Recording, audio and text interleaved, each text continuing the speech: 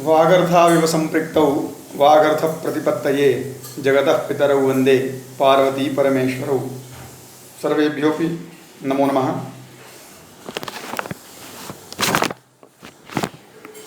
इदानीं शुक्लयजुर्वेदस्य प्रातिशाख्यग्रन्थस्य अध्ययनं प्रचलति। अस्माभिः प्रथमाध्यायस्य प्रथमतः आरभ्य 21 सूत्राणाम् अध्ययनं विहितम्। इदानीं पुनः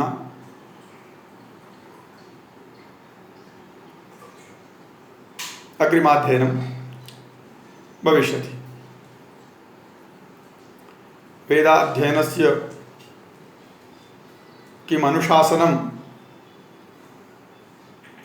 काच विधिः इति अत्र उपदिष्टमस्ति।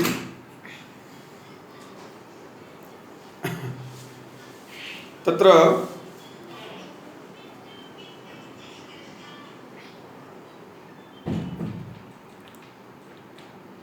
शुचितायाः चर्चा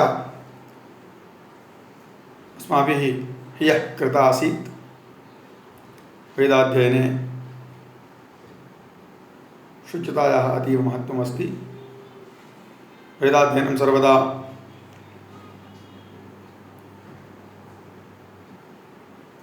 शुद्धो भूत्वा एव करणीयम्।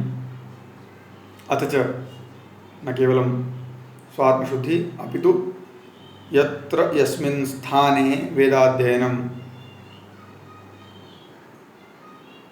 भविष्यति तस्य स्थानस्यापि शुद्धता अनिवार्या, शुचिता अनिवार्या। तदुक्तम् आचार्येण कात्यायनेन 21तमे सूत्रे शुचौ इति। 21तमं सूत्रमस्ति शुचौ। शुचौ इत्युक्ते शुचिदेशे, पूतदेशे, पवित्रस्थाने वेदाध्ययनं करणीयम्। पवित्रस्थाने अधीत, शुद्ध स्थान पे वेदाध्ययन करना चाहिए। इसका वर्णन आचार्य कात्यायन प्रातिशाख्य ग्रंथ में करते हैं 21वें सूत्र में।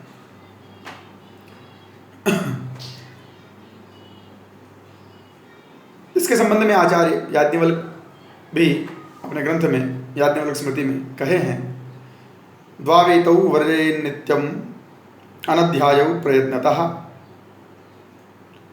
स्वाध्याय भूमिं चाशुद्धम् आत्मानं चाशुचिं द्विजः। एतौ द्वौ अनध्यायौ। कौ एतौ द्वौ?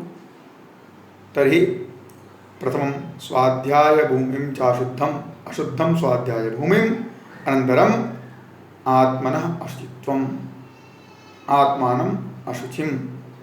एतौ द्वौ अनध्यायौ द्विजः प्रयत्नतः वर्जयेत्। स्वयं की अशुद्धि अवस्था और जिस स्थान पर अध्ययन करना हो उस स्थान की अशुद्धि, इन दो अवस्थाओं स्वरूप अनध्ययन को प्रयत्नपूर्वक त्याग करना चाहिए। ऐसा महर्षि याज्ञवल्क्य भी कहे हैं। इसी संदर्भ में महर्षि कात्यायन भी सूत्र लिखे हैं। शुचौ, शुद्ध अवस्था में, शुद्ध भूमि में, पवित्र स्थाने, पवित्र देशे वेदम अधीयत। अनन्तरमस्ति इष्टम्। इष्टमिति किम्? अभीष्टम्, अभिरुचितम्।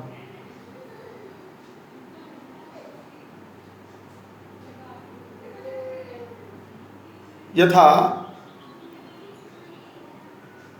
मम सुखस्य अनुभूति भवेत् तथा, जिस प्रकार मुझे सुख की अनुभूति हो उसे कहेंगे इष्ट। जो हमें अच्छा लगे उस प्रकार आसन, सुखद आसन को बना करके बैठना वेदाध्ययन में। अभिरुचितम आसनम आसीनः इदं लिखितम् आचार्येण उव्वटेन स्वकीय भाष्ये। अपने को प्रिय आसन लगा करके वेदाध्ययन हेतु बैठना चाहिए।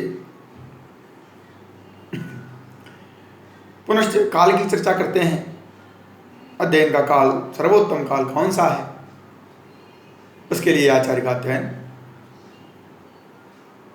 निर्देश करते हैं। ऋतुम प्राप्य अग्रिमं सूत्रमस्ति प्रातिशाख्यस्य प्रथमाध्यायस्य त्रयोविंशतितमं सूत्रम्। ऋतुम प्राप्य, ऋतुमित्युक्ते कालम। व्याख्याकारेण अस्य सूत्रस्य विशदतया भाष्यं चकार।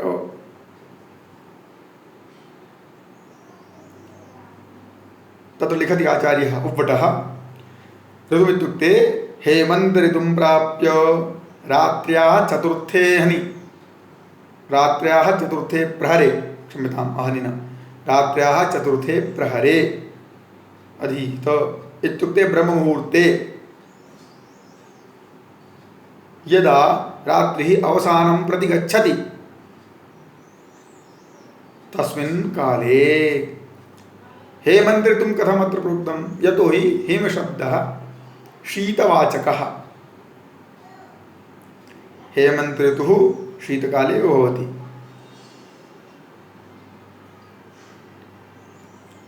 अथ च रात्र्याः चतुर्थप्रहरः, रात्र्याः चतुर्थप्रहरे वातावरणं शीतयुतं भवति सर्वदा आवर्षे, न केवलं शीतकाले अपितु आवर्षे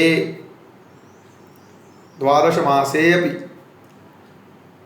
रात्र्याः चतुर्थप्रहरे वातावरणं शीतयुतम् एव भवति। अत एव प्रोक्तं रात्र्याः चतुर्थप्रहरे वेदमधीत। रात्रि के चतुर्थ प्रहर में वेदाध्ययन करना चाहिए। सूत्रकार का यह भावार्थ है। ऋतुम प्राप्य, कालम प्राप्य। उस समय अभ्यास करने से हमारी परंपरा भी यही कहती है, ब्रह्म मुहूर्त में वेदाध्ययन करना चाहिए। ब्रह्म मुहूर्त में किया हुआ अध्ययन अनंत वर्षों तक स्मरण में रहता है, चिरकाल जीवी रहता है। अतएव ब्रह्म मुहूर्त में अध्ययन करना चाहिए। हम लोग भी गुरुकुल में पढ़े हैं, हमारे भी गुरु लोग यही आदेश किया करते थे।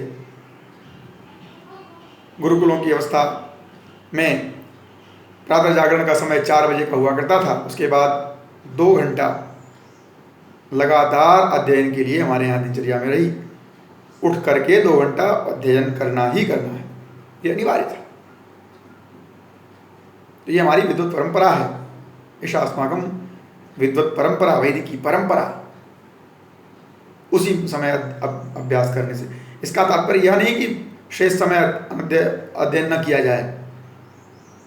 अवशिष्ट समय भी अध्ययन करना है, तथापि विशिष्ट रूप से रात्रि के चतुर्थ प्रहर में वेदाध्ययन करना चाहिए। उससे अध्ययन परिपक्व होता है, दीर्घकाल जीवी होता है।